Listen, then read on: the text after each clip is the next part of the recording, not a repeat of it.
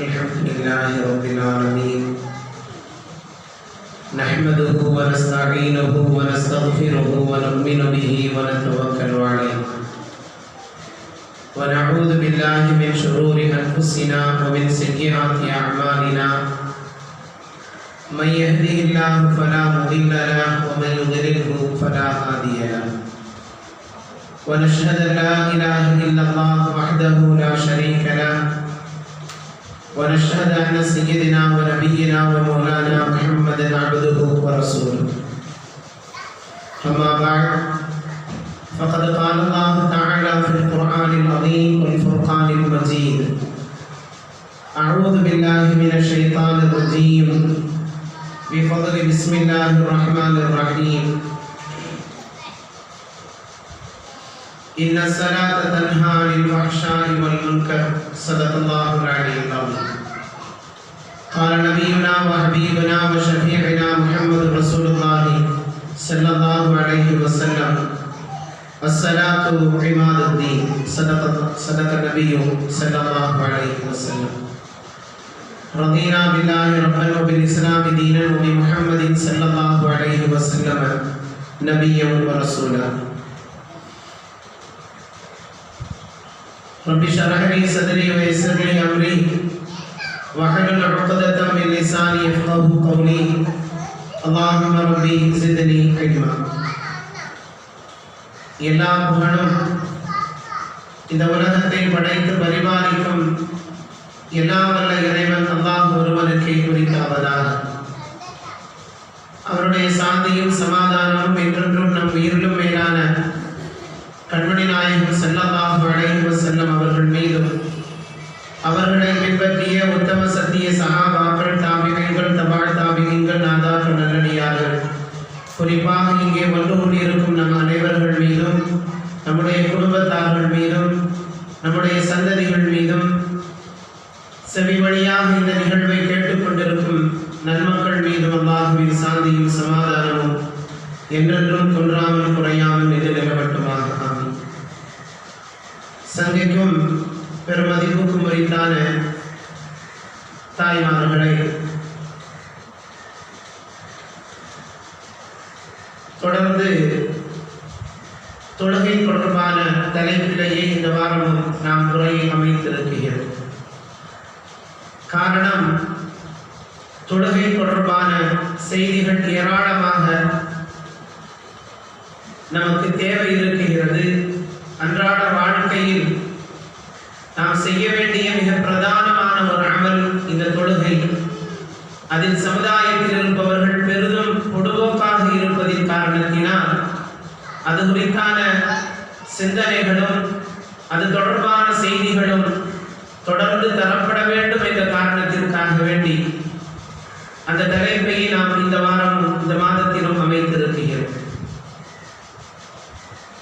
நபிகள் நாயகம் ஸல்லல்லாஹு அலைஹி வஸல்லம் அவர்கள் இந்த தொழுகையை குறித்து ஏராளமான சந்தர்ப்பங்களில் பல்வேறு செய்திகளை நமக்கு பதிவு செய்து தந்திருக்கிறார்கள். ஆகவே அது ஒரு மாதத்தினுடைய பயானில் நாம் பேசி முடித்துவிட முடியாது என்ற காரணத்தினால் அது குறித்து இன்னும் ஏராளமான செய்திகள் உங்களுக்கு தரப்பட வேண்டும் என்கின்ற ஒரு பெரிய நோக்கத்தோடு அந்த தலைப்பை நாம் எடுத்திருக்கிறோம். தொழுகை அல்லாஹ்விடம் செய்யும் வியாபாரமாக என்பதாக. அல்லாஹ் ரப்பல் ஆலமீன் நம்மை படைத்ததற்கான நோக்கத்தை பதிவு செய்கிற பொழுது வமா ஹலகத்துல் ஜின்ன வல் இன்ஸ இல்லா லியஅபுதுன், மனித சமுதாயத்தையும் ஜின் வர்க்கத்தையும் இந்த உலகத்தில் நாம் படைத்தது என்னை வணங்குவதற்காக வேண்டி என்று அல்லாஹ் குறிப்பிடுவான். ஆக நம்முடைய படைப்பின் நோக்கமே ரப்பை வணங்க வேண்டும் என்பதுதான். ரப்பு நம்மீது கடமையாக்கிய ஃபர்தான அமலான இந்த தொழுகையை கட்டாயமாக நாம் செய்திருக்க வேண்டும் என்பதை மிக அழுத்தமாக மார்க்கம் நமக்கு சொல்லித் தருகிறது. எந்த கட்டத்திலும் தொழுகையை விடுவதற்கு மார்க்கம் நமக்கு சலுகைகள் வழங்கவில்லை. ஏராளமான சூழலுக்கு அனுசரித்து உங்களுடைய தொழுகைகளை அமைத்துக் கொள்ளுங்கள் என்றுதான் மார்க்கம் சொல்கிறது. முடியாதவர்கள், உடல்நிலை சரியில்லாதவர்கள், பயணத்தில் இருப்பவர்கள், இப்படி ஏராளமான சலுகைகளோடு அந்த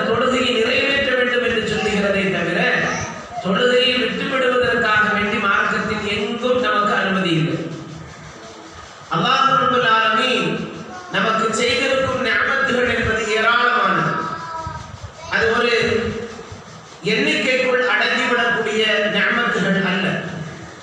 அல்லாஹ் செய்திருக்கும் நிஅமத்து, அந்த நிஅமத்துகளுக்கு நாம் ரப்புக்கு ஷுக்ர் செய்வது, நன்றி செலுத்துவதில் மிகப்பெரிய நன்றி என்று சொன்னால் அது தொழுகைதான். அல்லாஹ் செய்திருக்கும் நிஅமத்து என்பது தாராளமானது. நம்முடைய உடம்பில் இருக்கக்கூடிய ஒவ்வொரு அவயங்களை நீங்கள் எடுத்து பார்த்தாலும் ரப்பினுடைய நிஅமத்து எவ்வளவு தூரம் இருக்குகின்றது என்பதை நாம் விளங்கிக் கொள்ள முடியும். அவ்வளவு பெரிய நிஅமத்தை அல்லாஹ் நமக்கு செய்திருக்கிறான். அந்த நிஅமத்திற்காக வேண்டி நாம் நன்றி செலுத்துவதிலே ஆகப்பெரிய நன்றி கடன் என்று சொன்னால் இந்த தொழுகையின் வழியாக ரப்புக்கு செய்யப்படக்கூடிய நன்றி. ஆகவே ரப்பு செய்திருக்கக்கூடிய நிஅமத்துகளை அன்றாடம் எண்ணி பார்க்கக்கூடியவர்களாக நாம் இருக்க வேண்டும். அல்லாஹ் அதை பெரிதும் விரும்புகிறான். இந்த அடியான் தனக்கு நன்றி செலுத்துகிறானா என்பதை அல்லாஹ் எதிர்பார்க்கவும் செய்கிறான். எவ்வளவு தூரம் அல்லாஹ்வினுடைய நிஅமத் இருக்குகின்றது என்பதை நாம் புரிய வேண்டுமானால் அல்லாஹ் ரப்புல் ஆலமீன் ஒரு மனிதன் வாழ்க்கைக்கு தேவையான அவசியமான அத்தனையும் இலவசமான நிஅமத்தாக அல்லாஹ் தந்திருக்கிறான். ஒரு மனிதன் அன்றாடம் வாழுவதற்கு, மூச்சு விடுவதற்கு காற்று மிக முக்கியமாக தேவை. ஆக இந்த காற்றை அல்லாஹ் இலவசமாக தந்திருக்கிறான். 4 நாட்கள் காற்று வீசாது என்று சொன்னால் எல்லோரும் மரணித்து விடும். கொரோனாவினுடைய காலகட்டத்தில் ஆக்சிஜனுக்காக வேண்டி அலைந்த மக்கள் ஏராளமான பேர்கள். வீடுகளில் கூட சிலிண்டர்களை கொண்டு வைத்து ஆக்சிஜன் கொடுக்கப்பட்டு பலர்களுடைய உயிர்கள் பல நாட்கள் பாதுகாக்கப்பட்டது. அந்த ஆக்சிஜன் சரியாக கிடைக்காத காரணத்தினால் ஏராளமான மரணங்களை சந்திக்க வேண்டிய சூழல்கள் அந்த காலத்தை ஏற்படுத்தியது. ஆகவே அல்லாஹ் இந்த உலகத்தில் தண்ணீரை, காற்றை, சூரியனை, வெளிச்சத்தை தரும் சூரியனை, இதுவெல்லாம் மனிதனுடைய அன்றாட வாழ்க்கைக்கு மிக அத்தியாவசியமான ஒன்று. அதை அல்லாஹ் இலவசமாக கொடுத்திருக்கிறார். இதில் ஏதாவது ஒன்று குறைந்து விட்டது என்று சொன்னால் நம்முடைய வாழ்வாதாரத்தை சரி செய்து கொள்வது என்பது மிக கடினமானது. ஆகவே ரப்பு தந்திருக்கக்கூடிய நிஅமத்துகளை அன்றாடம் எண்ணி பார்த்து அவனுக்கு ஷுக்ர் செய்யக்கூடிய மக்களாக நாம் வாழ வேண்டும் என்பதை அல்லாஹ் விரும்புகிறான். அவனுக்கு செய்யக்கூடிய நன்றி கடனிலே மிகப்பெரிய நன்றி கடன் என்று சொன்னால் அது தொழுகைதான். ஆகவே இந்த தொழுகையிலே நாம் பொதுபோக்காக பல கட்டங்களாக பல நேரங்களில் நாம் இருக்குகிறோம். அது நம்முடைய வாழ்க்கையில் மாற்ற வேண்டும். நபிகள் நாயகம் ஸல்லல்லாஹு அலைஹி வஸல்லம் அவர்கள் மிக ஏழ்மையான வாழ்க்கையை வாழ்ந்தார்கள்.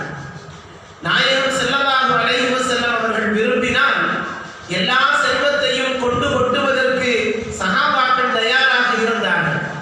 ரப்பும் கொடுப்பதற்கு தயாராக வந்தார். ஆனால் ஏழ்மையான வாழ்க்கையை நபிகள் நாயகம் ஸல்லல்லாஹு அலைஹி வஸல்லம் அவர்கள் விரும்பினார்.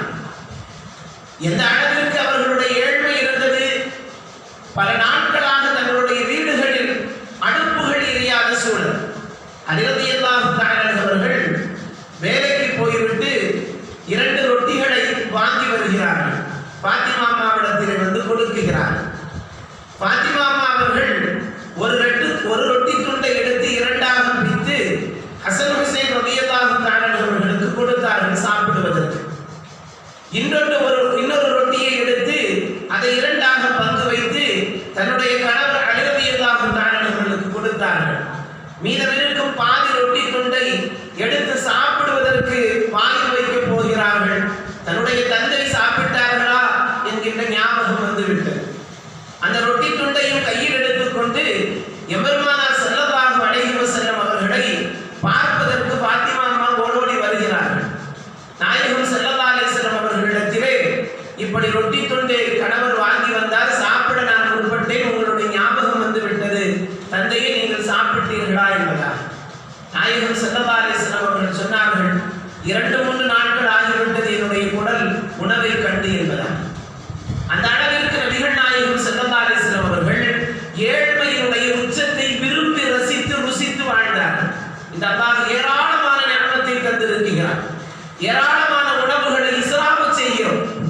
ஒரு கல்யாண வீடுகளில் உணவுகள் குழி தோண்டி புதைக்கப்படுவது கூட நம்முடைய சமுதாயத்தில் நடக்குகிறது. அவ்வளவு மிச்சமாகிவிட்டது என்று சொன்னார். யாருக்கு கொடுப்பது என்று தெரியாமல் அதை தோண்டி புதைக்கிறார். எத்தனை பேர்கள் உயிர் வாழ்வதற்கு உணவில்லாமல் இந்த மண்ணில் வாழுகிறார்கள் என்பதை யோசித்தால் அப்படி செய்வதற்கான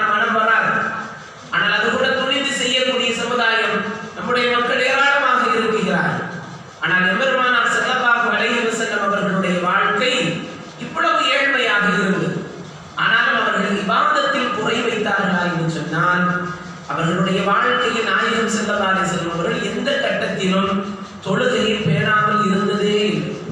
தொழுகைக்கு முக்கியத்துவம் தராமல் இருந்ததே இல்லை. நான் சென்ற மாதத்தில் பேசுகிற பொழுது கூட மரணத்தினுடைய கடைசி நிலையில் கூட நாயகம் ஸல்லல்லாஹு அலைஹி வஸல்லம் அவர்கள் நமக்கு செய்த உபதேசம் தொழுகை தொழுகை தொழுகை. இந்த தொழுகையிலே நீங்கள் அசட்டையாக இருந்து விடாதீர்கள் என்று நபிகள் நாயகம் ஸல்லல்லாஹு அலைஹி வஸல்லம் அவர்கள் மரணத்தினுடைய தருணத்திலும் கூட சமுதாயத்திற்கு உணர்த்தினார்கள் என்று சொன்னால், அந்த தொழுகையினுடைய முக்கியத்துவத்தை நாம் விளங்கும். ஒரு வெயில் காலத்தில் ஒரு சஹாபி ஒரு தூரமான இடத்தில் ஒரு மனிதர் நிற்பதை பார்க்கிறார்கள். இவ்வளவு கடுமையான வெயிலாக இருக்கிறது, யார் நிற்கிறார்கள் என்று நெருங்கி வந்து பார்க்கிற பொழுது எம்பெருமானார் ஸல்லல்லாஹு அலைஹி வஸல்லம் அவர்கள் அந்த வெப்பத்தில் நின்று கொண்டு தன்னுடைய கரத்தில் 2 பேரித்தம்பழங்களை வைத்து சாப்பிடுவதற்கு ஒரு முயற்சிக்கிறார். பார்த்து அந்த சஹாபியால் தாங்கிக் கொள்ள முடியவில்லை. யார் சொல்லலாம், நீங்கள் கேட்டால் எங்கிருந்து வேண்டுமானாலும் பேரித்தம்பழங்களை சஹாபாக்கள் கொண்டு வர தயாராக இருக்கிறார்களே, நீங்கள் இந்த 2ஐ வைத்து சாப்பிட்டுக் கொண்டிருக்கின்றீர்களே என்பதால் அல்லாஹ் கொடுத்த இந்த 2 பேரித்தம்பழத்திற்கும் நான் நன்றி செலுத்த வேண்டுமே என்று நான் ஆசைப்படுகிறேன் என்றார். அந்த அளவிற்கு ஏழ்மையினுடைய உச்சத்தில் அவர்களுடைய வாழ்க்கை இருக்கிற பொழுதும் அல்லாஹ்விற்கு ஷுக்ர் செய்வதில் அவர்கள் ஒரு கட்டத்திலும் அதிலே பாகுபாடு ஏற்படுத்தவில்லை என்பதை நாம் விளங்க வேண்டும். செல்வம் இருப்பவர்கள் தான் தொழ வேண்டும் என்று மார்க்கம் சொல்லவில்லை. எல்லோருக்கும் தொழுகை கட்டாயமாக்கப்பட்டிருக்கிறது. எல்லோருக்கும் நாளை மறுமையில் அதற்கான கேள்விகள் இருக்கின்றது என்பதை எல்லா கட்டத்திலும் நபிகள் நாயகம் ஸல்லல்லாஹு அலைஹி வஸல்லம் அவர்கள் உணர்த்தி இருக்கிறார். அன்னை ஆயிஷா அவர்களிடத்திலே நாயகத்தினுடைய இபாதத்து தொழுகை எப்படி இருக்கும் என்று கேட்கிற பொழுது, இரவுகளில் எல்லாம் பெருமானார் ஸல்லல்லாஹு அலைஹி வஸல்லம் அவர்கள் நின்று தொழுது கொண்டே இருப்பார்கள். தொழுது கொண்டே இருப்பதை நான் பார்த்திருக்கிறேன். எந்த அளவிற்கு அவர்களுடைய தொழுகை இருந்தது, அவர்களுடைய 2 கால்களும் வீங்கும் அளவிற்கு, அந்த நின்று தொழுகின்ற அந்த தொழுகையின் காரணத்தினால் 2 பாதங்களும் வீங்கி போகிற அளவிற்கு அவர்களுடைய தொழுகை இருந்தது. நானே நாயகத்திடத்திலே கேட்டேன், யார் சொல்லலாம், அல்லாஹ் உங்களுடைய எல்லா முன்பின் பாவங்களையும் மன்னித்து விட்டானே, எல்லா முன்பின் பாவங்களையும் அல்லாஹ் உங்களுக்கு மன்னித்து விட்டானே, சொர்க்கத்திலே நீங்கள் முதலாவதாக செல்லக்கூடிய மனிதர் அல்லவா, உங்களுக்கு எல்லா பாக்கியத்தையும் அல்லாஹ் தந்துதானே இருக்கிறான், நீங்கள் ஏன் உங்களை இவ்வளவு தூரம் வருத்தி தொழுகிறீர்கள் என்பதால் நாயகத்தினுடைய வார்த்தை அபுதன் ஷக்கூரா, நான் ஒரு நன்றியுள்ள அடியானாக இருப்பதை பிரியப்படுகிறேன், அல்லாஹ்விற்கு நன்றியுள்ள அடியானாக வாழ வேண்டாமா என்று ஆயிஷா அவர்களிடத்திலே சொன்னார்கள். என்று சொன்னால், எல்லா நிஅமத்துகளையும் நாம் அனுபவித்து வாழுகிறோம், எல்லா நிஅமத்துகளையும் அனுபவித்து வாழுகிறோம். அல்லாஹ் எல்லா செல்வங்களையும் நமக்கு அதிகமாகவே கொடுத்திருக்கிறான். நாம் எவ்வளவு தூரம் நன்றி செலுத்த வேண்டும், ரப்புக்கு ஷுக்ர் செய்ய வேண்டும் என்பதை நாம் கொஞ்சம் யோசிக்க வேண்டும். சங்கைக்குரிய தாய்மார்களே, நபிகள் நாயகம் ஸல்லல்லாஹு அலைஹி வஸல்லம் அவர்கள் தொழுகைக்கு அவ்வளவு தூரம் முக்கியத்துவம் தந்தார்கள்.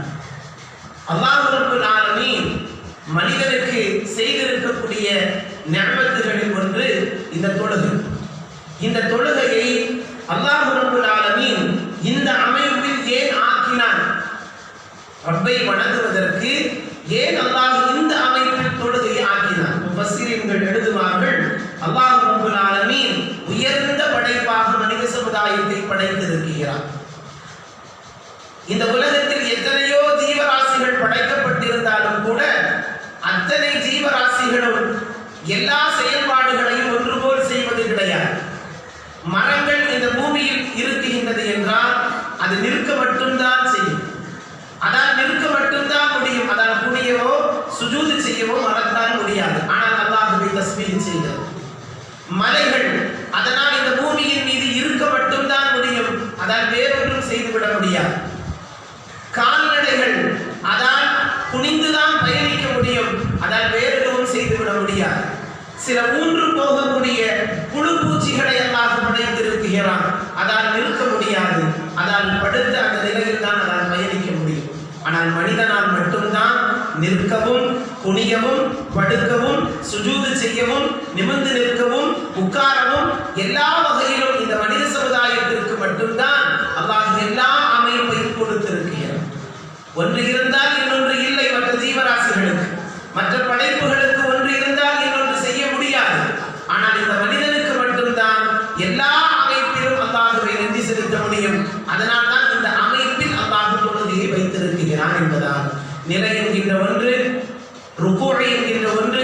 இஅ்திதால் என்கின்ற ஒன்று, சுஜூத் என்கின்ற ஒன்று தொழுகைக்குள் நீங்கள் பார்த்தால் எல்லா வகையிலும் அல்லாஹ்வுக்கு நன்றி செலுத்தக்கூடிய மிக அற்புதமான ஒரு அமைப்பை அல்லாஹ் இந்த தொழுகையில் வைத்திருக்கிறார். ஆகவே அந்த தொழுகை என்பது மனிதனுக்கு மட்டும் பிரத்யேகமாக கொடுக்கப்பட்ட மிகப்பெரிய அமல், மிகப்பெரிய நன்றி செலுத்தக்கூடிய ஒரு அமைப்பு. இந்த தொழுகையை அல்லாஹ் ரப்பல் ஆலமீன் சூரத்துல் ஃபாத்திஹாவை ஓதுவது கட்டாயமாக்கி இருக்கிறார்.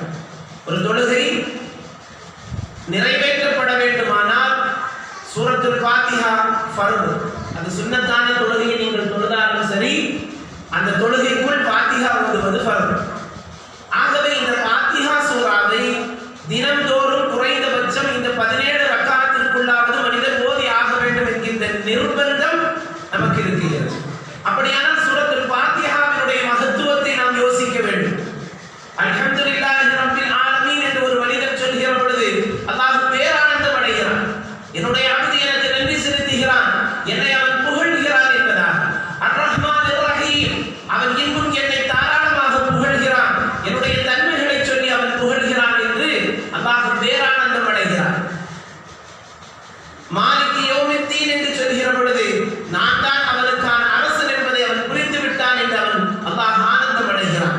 இய்யாக நஅ்புது வ இய்யாக நஸ்தஈன் என்று சொல்கிற பொழுது இதற்குத்தான் நான் உன்னை படைத்தேன், காரணம் வணங்குவதற்கான தகுதி படைத்தவன் நான் தான், அந்த வார்த்தை உன்னுடைய நாவிலிருந்து வருவதை நான் எதிர்பார்க்கிறேன் என்று அல்லாஹ் ரப்பல் ஆலமீன் சூரத்துல் ஃபாத்திஹாவை ஓதுகிற பொழுது அல்லாஹ் பேரானந்தம் அடைகிறான்.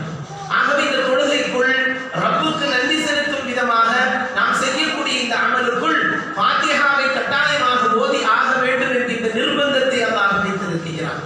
30 ஜுஸுக்களை அல்லாஹ் அமைத்திருக்கிறான்.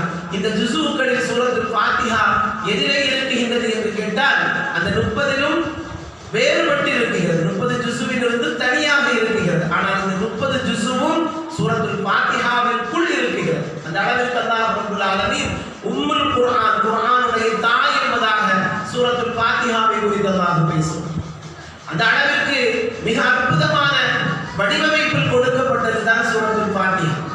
ஆகவே இந்த சூரத்துல் ஃபாத்திஹாவை தொழுகையிலே நாம் ஓதுவது கட்டாயமான ஒரு ஃபர்து. அது சுன்னத்தான தொழுகையாக இருந்தாலும் சரி, எந்த வகையான தொழுகையாக இருந்தாலும் சரி, நாம் அந்த தொழுகையிலே சூரத்துல் ஃபாத்திஹாவை கட்டாயமாக ஓதி இருக்க வேண்டும். அல்லாஹ் நன்றி செலுத்துவதற்கு, அல்லாஹ்வை வணங்குவதற்கு இந்த சூரத்தை நாம் கட்டாயமாக ஒரு மனிதன் மனப்பாடம் செய்திருக்க வேண்டும். அதே போன்று இந்த சூரத்திலே வரக்கூடிய ஒவ்வொரு ஹர்ஃபுகளையும் எந்தெந்த அமைப்பில் ஓதப்பட வேண்டுமோ அந்த தஜ்வீதுடைய அமைப்பில் அந்த ஃபாத்திஹா சூரா ஓத வேண்டும்.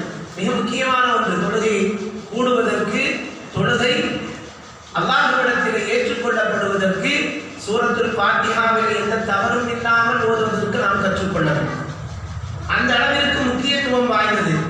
ஆகவே அல்லாஹ் விரும்புவது போல நாம் அவனை வணங்குகிறோமா என்பதை அல்லாஹ் நம்மிடத்திலிருந்து எதிர்பார்க்கிறார். ரப்பல் ஆலமீன் மனிதனுக்கு எல்லா வகையான நிஅமத்தை கொடுத்திருந்தாலும் உள்ளம் ஒரு வகையான வெறுமையையே, ஒரு பஞ்சத்தையே மனிதனிடத்திலிருந்து மனிதன் வெளிப்படுத்துகிறார். ஒரு பஞ்சத்தையே வெளிப்படுத்துகிறார். எப்படி என்று சொன்னால், பிள்ளைகளை நாம் வழங்கி இருந்தாலும் அதை ஒரு கட்டத்தில் கேட்காமல் போகிற பொழுது மனிதனுக்கு ஒரு வெறுமை ஏற்படுகிறது. நாம் பெற்ற பிள்ளையை நம்முடைய வார்த்தைக்கு கட்டுப்படவில்லை என்பதால். அதே போன்று மனைவியாக இருந்தாலும் எல்லாம் அவளுக்கு தேவையானதை செய்து கொடுத்தாலும் கூட அவள் நம்மிடத்தில் இவ்வளவு கோபத்தோடு நடந்து கொள்கிறாள் என்கின்ற வெறுமை ஒரு கட்டத்தில் கணவனுக்கு ஏற்படலாம், அல்லது மனைவிக்கு ஏற்படலாம். உள்ளம் ஒரு வகையான வெறுமையில் ஏதாவது ஒரு கட்டத்தில் மனிதனுக்கு இருக்குகிறது. அதே போன்று எவ்வளவுதான் பாசங்களை நாம் கொட்டி நம்முடைய பிள்ளைகளை வளர்த்திருந்தாலும் நம்முடைய வார்த்தைக்கு அது கட்டுப்படவில்லை என்கிற பொழுது ஒரு வகையான வெறுமை மனிதனுடைய கல்புகளில் ஏற்படுகிறது. வாழ்வதை விட மரணித்து விடலாமோ என்று பேசக்கூடியவர்கள் கூட சமுதாயத்தில் உண்டு. அந்த அளவிற்கு அவர்களுடைய மனதில் வேதனைகளும் வறுமைகளும் பஞ்சங்களும் இருக்கக்கூடிய சூழல்களை நாம் பார்க்கிறோம்.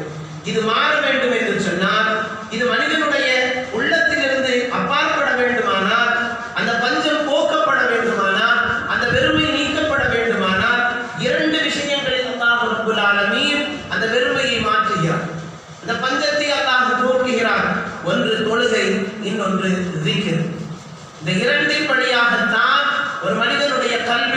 நிம்மதியை அல்லாஹ் ஏற்படுத்தும்.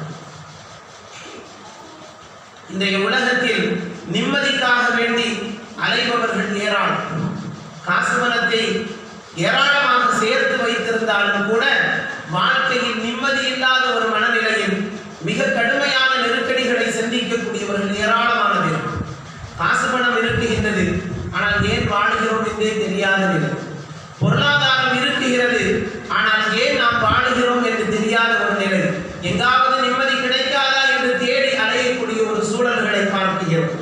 அந்த அளவிற்கு மிக கடுமையான நெருக்கடிகளை தங்களுடைய உள்ளத்தில் சுமந்து கொண்டிருப்பவர்கள் ஏராளமான பேர்கள்.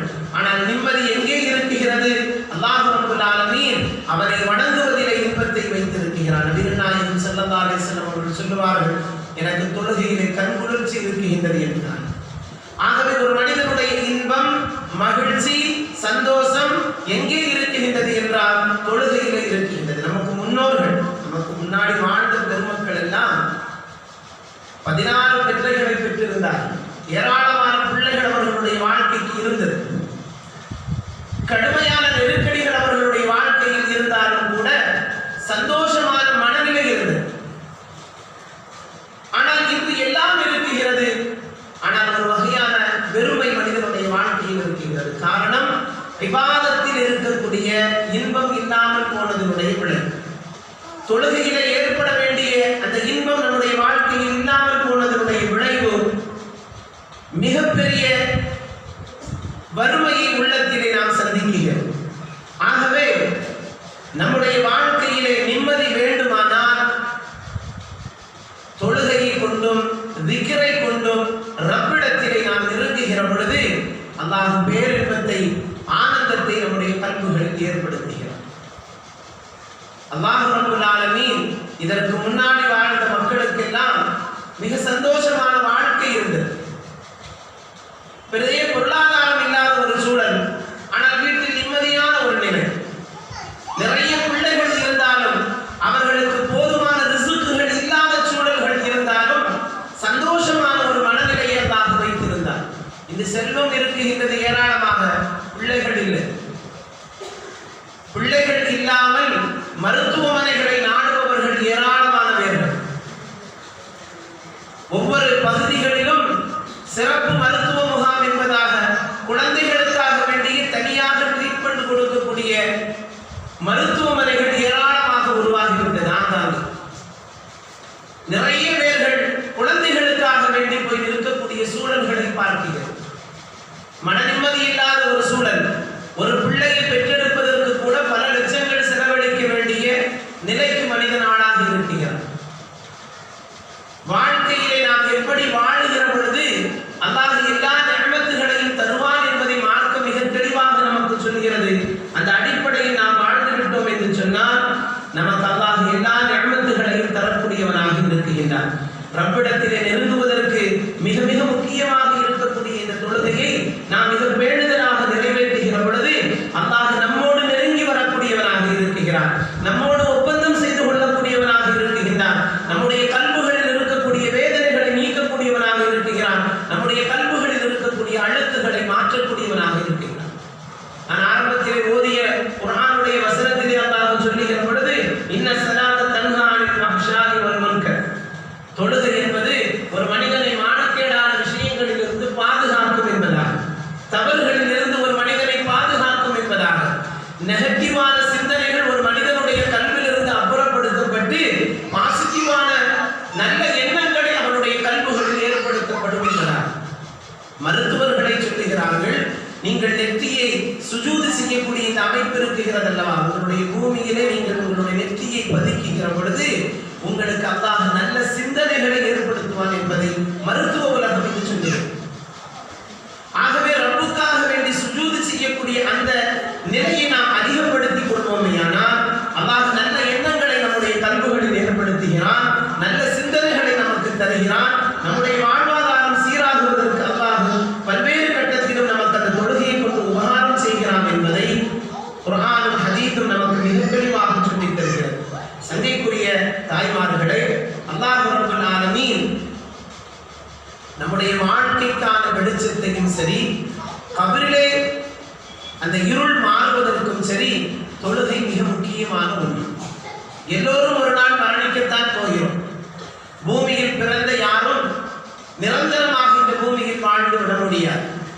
ஒரு கட்டத்தில் மௌத்தை நாம் சந்தித்தே ஆக வேண்டும். நம் எல்லோருக்கும் பிறந்த தேதிகள் தெரியும், ஆனால் இறக்கும் தேதி யாருக்கும் தெரியாது. தெரிந்தால் வாழ்க்கை சுகமில்லாமல் போய்விடும். ஆக ஒரு கட்டத்தில் நாம் மரணிக்கத்தான் போகிறோம். ஆனால் அந்த மரணம் நமக்கு பாக்கியம் மிக்கதாக ஆக வேண்டுமானால் தொழுகை என்பது மிக முக்கியமானது என்பதை நாம் ஒவ்வொருவரும் புரிந்து கொள்ள வேண்டும். அல்லாஹ் ரப்பல் ஆலமீன் இந்த தொழுகையின் வழியாக பல்வேறு வாக்கியங்களை நிஅமத்துகளை தருகிறான். நாயகம் ஸல்லல்லாஹு அலைஹி வஸல்லம் அவர்கள் சொல்வார்கள், அஸ்ஸலாத்து நூருல் கப்ர், உங்களுடைய கபரில் ஒளி ஏற்பட வேண்டுமானால் நீங்கள் தொழுகைகளை சரியாக நிறைவேற்றக்கூடியவர்களாக இருங்கள். அந்த தொழுகை உங்களுடைய கபரிலே வெளிச்சத்தை ஏற்படுத்தும் என்பதால் இந்த பூமியிலே இருக்கக்கூடிய வெளிச்சத்தை மாற்றுவதற்கு எத்தனையோ லைட்டுகளை வைத்து நாம் பயன்படுத்திக் கொள்கிறோம். கரண்ட் போய்விட்டது என்று சொன்னாலும் இன்வெர்டரை பயன்படுத்துகிறோம். இல்லை என்றால் மொபைல் போன்களை வைத்தாவது இருட்டை சமாளித்து விடுகிறோம். ஆனால் கபர் என்கிற மாபெரும் இருட்டு, மிகப்பெரிய இருட்டு, இரவு என்கிற இருட்டு, மண்ணுக்குள் இருக்கக்கூடிய இருட்டு, கபர் என்கின்ற அந்த ஆழமான இருட்டில் ஒளி வேண்டும் என்று சொன்னால் அந்த நூறு எப்பொழுது கிடைக்கும் என்பதை நாயகம் ஸல்லல்லாஹு அலைஹி வஸல்லம் அவர்கள் சொல்லுகிற பொழுது உங்களுடைய தொழுகை உங்களுடைய கபருக்கு வெளிச்சமாகும் என்பதால். ஆகவே தொழுகையை சரியாக கடைபிடிக்கக்கூடியவர்களாக நாம் இருக்க வேண்டும். நம்முடைய கல்புகளினுடைய இருளையும் மாற்றக்கூடியது தொழுகை. சட்டையில ஒரு அழுக்கு போட்டுருச்சு, வீட்டில் ஒரு அழுக்கு ஆயிடுச்சுன்னா ஏதாவது ஒன்றை கொண்டு அதை சுத்தம் செய்து விடலாம். ஆனால் கல்வியில இருக்கக்கூடிய அழுக்கை எதை வைத்து சுத்தம் செய்வது? அதை தொழுகையை கொண்டுதான் அந்த கல்வை நாம் பரிசுத்தப்படுத்த முடியும். ஆகவே இபாதத்து என்பது, தொழுகை என்பது நம்முடைய கல்புகளை சுத்தம் செய்யக்கூடியது, கபர்களிலே வெளிச்சத்தை ஏற்படுத்தக்கூடியது. தொழுகை என்பது எல்லா வகையான இன்பத்தையும் மனிதனுக்கு தரக்கூடியது என்பதை நபிகள் நாயகம் ஸல்லல்லாஹு அலைஹி வஸல்லம் அவர்கள் சொல்வார். தொழுகையினுடைய இன்பத்தை நீங்கள் அறிந்திருந்தால் மனிதன் அதை முழுமையாக அறிந்து விட்டான் என்று சொன்னால் மஸ்ஜிதை விட்டு அவன் வெளியேற மாட்டான் என்று நாயகம் ஸல்லல்லாஹு அலைஹி வஸல்லம் அவர்கள் சொல்கிறார். மஸ்ஜிதினுடைய அருகாமையில் இருக்கக்கூடிய பலர்களுக்கும் கூட மஸ்ஜிதிலே தொழுகை நடக்குகிற பொழுது கூட அந்த தொழுகையில் கலந்து கொள்ள வேண்டும் என்கிற எண்ணம் இல்லாதவர்கள் ஏராளமானவர்கள். அல்லாஹ் பாதுகாக்க வேண்டும். தொழுகை என்பது உங்களுடைய வாழ்க்கையில் அன்றாடம் 5 நேரத்திலும் செய்யப்பட வேண்டிய மிக முக்கியமான கடமை, கட்டாயம் என்பதை எல்லோரும் உணர வேண்டும். அந்த உணர்தல் என்பதுதான் மிக முக்கியமான ஒன்று. அந்த சிந்தனை வராத வரையிலும் தொழ வேண்டும் என்கின்ற எண்ணம் அவனுடைய கல்வியில் ஏற்படாது. இந்த தொழுகையாளிகளை குறித்து மார்க்கம் பல்வேறு வகைகளாக பிரித்து பேசுகிறார். மனிதனுடைய தொழுகை எந்தெந்த வகையிலெல்லாம் இருக்குகின்றது என்பதை முஃபஸ்ஸிரீன்கள் விளக்குகிற பொழுது முதீர் ஆரம்பமாக சொல்லுவார்கள், தொழுகையை வீணடித்தவர்கள். 80-70 வயதுகளை கடந்தும் கூட தொழாதவர்கள் சமுதாயத்தில் இருக்கத்தான் செய்கிறார். அல்லாஹ் பாதுகாக்க வேண்டும்.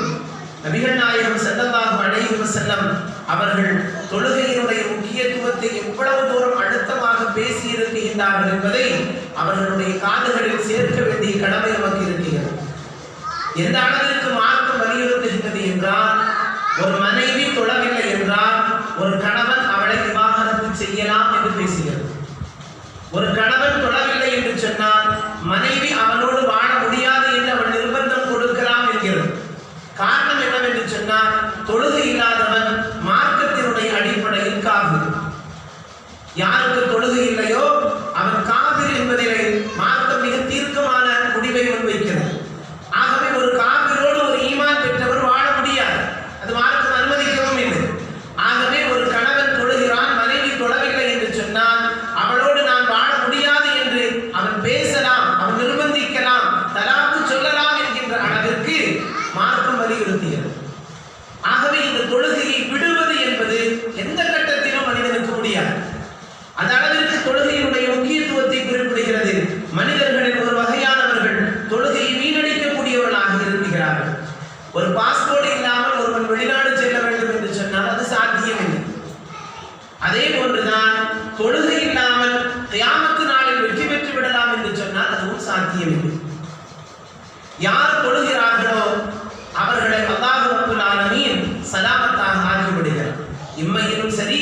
மறுமையிலும் சரி அவர்கள் சலாமத்து பெறுகிறார்கள்.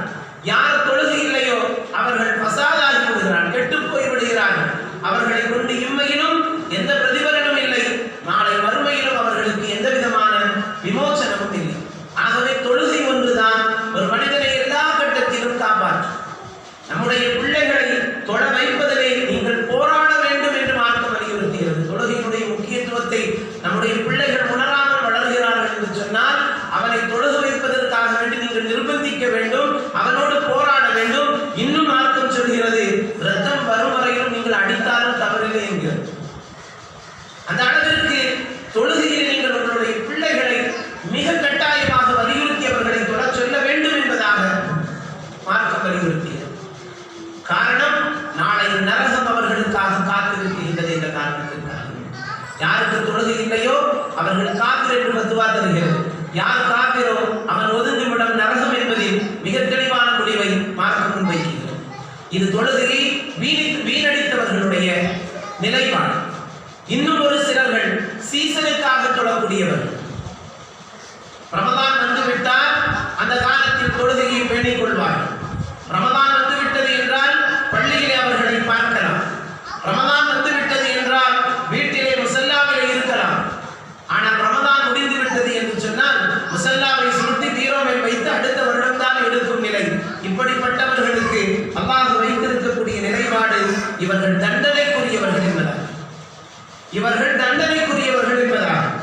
இன்னும் சில மாணவர்கள் பரீட்சை வந்துவிட்டது என்று சொன்னால் தொழக்கூடியவர்களாக இருப்பார்கள். பரீட்சைகளை பாஸ் ஆகிவிட வேண்டும் அல்லது ஒரு வேலை கிடைக்க வேண்டும், இந்த நிலை இருக்கக்கூடியவர்கள் அந்த நேரத்தில் மட்டும் தொழக்கூடிய பிள்ளைகளாக இருப்பார்கள். சிலர்கள் கடன் தொல்லை அதிகமாக அவர்களுக்கு இருக்கும், அந்த கடனில் இருந்து விடுபட வேண்டும் என்பதற்காக வேண்டி தொழுவார்கள். சிலர்களுக்கு நோய்வாய் ஏற்பட்டிருக்கும், நோய் வந்து விட்டதே என்று தொழுவார்கள். இந்த தொழுகையை கொண்டு அவர்கள் ஒரு கட்டத்திலும் வரன் பெற முடியாது என்பதை மார்க்கம் சொல்கிறது. அதே போன்று குடும்பத்தில் ஏதாவது ஒரு மோசம் நடந்து விட்டது என்று சொன்னால் ஒரு 40 நாளைக்கு தொழுகை நடக்கும். அது முடிஞ்சால் அதுக்கு ஒரு தொழுகையும் காணாத ஆலையும் காணும். ஆக இந்த சூழல்களில் சந்தர்ப்பத்திற்கு தகுந்தால் போல் தொடக்கூடியவர்களாக இருக்கின்றார்கள், சீசனுக்கு தொடக்கூடியவர்களாக இருக்கின்றார்கள். இவர்களுடைய நிலையை குறித்து முஃபஸ்ஸிரீன்கள் எழுதுகிற பொழுது இவர்கள் முவாக்கிய தண்டனைக்குரியவர்கள் என்பதாக மார்க்கம் எழுதுகிறது. இவர்கள் தண்டனைக்குரியவர்கள் என்பதாக குறிப்பிடுகிறது. இன்னும் தொழுகையில் திருடர் ஒரு வகையானவர்கள், தொழுகையை முற்றிலுமாக விடக்கூடியவர்கள். இன்னொரு வகையினர் சீசனுக்காக வேண்டி தொழக்கூடியவர்கள். இன்னொரு வகையினர் தொழுகையை திருடக்கூடியவர்கள். அவர்கள் எப்படிப்பட்டவர்கள் என்று சொன்னால், தொழுகையிலே மிக வேகமாக, அதாவது கோழி தன்னுடைய உணவை கொத்தி கொத்தி மிக வேகமாக சாப்பிடுவதை போன்று, காக்க தனக்கு கொடுத்திருக்கக்கூடிய உணவை வேக வேகமாக ஒன்றுவிட்டு பறந்து செல்வது போன்று இவர்கள் தங்களுடைய தொழுகையை திருடன் போல் தொழக்கூடியவர்களாக இருப்பார்கள். இவர்களுடைய தொழுகைக்கு தான் திருடன் என்பதாக பெயர். நபிகள் நாயகம் ஸல்லல்லாஹு அலைஹி வஸல்லம் அவர்களுக்கு அல்லாஹ் கொடுத்திருந்த மிகப்பெரிய சிறப்பில் ஒன்று, முன்னால் எதையெல்லாம் நம்மால் பார்க்க முடியுமோ அதுபோன்று நாயகம் தான் பின்னால் என்ன நடக்குகிறது என்பதையும் அவர்களால் பார்க்க முடியும். ஒரு நாள் தொழுகை நடத்தி கொண்டிருக்கிறார்கள், ஜமாத் நடந்து கொண்டிருக்கிறது. ஒரு தோழர் அவசர அவசரமாக ஓடோடி வருகிறார். ஓடோடி வந்து ஜமாத்தில் சேர்ந்து பங்கு பெறுகிறார். தொழுகை முடித்ததற்கு பின்பாக நபிகள் நாயகம் ஸல்லல்லாஹு அலைஹி வஸல்லம் அவர்கள் அவசர அவசரமாக ஓடோடி வந்து ஜமாத்தில் சேர்ந்தவர் யார் என்பதாக கேட்டார். சஹாபாக்களிடத்திலே நாயகம் ஸல்லல்லாஹு அலைஹி வஸல்லம் அவர்கள் கேட்கிற பொழுது மரியாதையாக சிலர்கள் பதில் சொல்லாமல் அப்படி அமைதியாகவே அமர்ந்திருப்பார்கள்.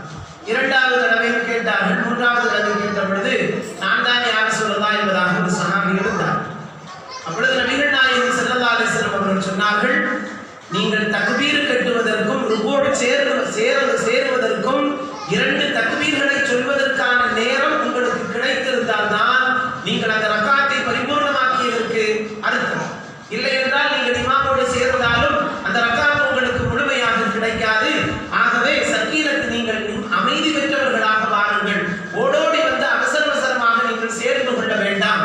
ஆகவே நிதானமான தொழுகைதான் அல்லாஹ்விடத்தில் ஏற்றுக்கொள்ளப்படும் என்பதை நபிகள் நாயகம் ஸல்லல்லாஹு அலைஹி வஸல்லம் அவர்கள் சொல்லுகிறார்.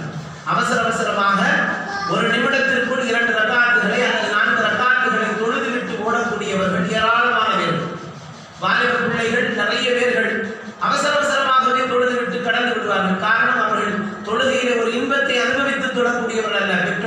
ஊட்டுகிறார்கள் என்பதற்காக வேண்டியோ அல்லது நம்மை கண்காணிக்கிறார்கள் என்பதற்காக வேண்டியோ முசல்லாவை விரித்து தொழுது கொண்டிருப்பார்கள்.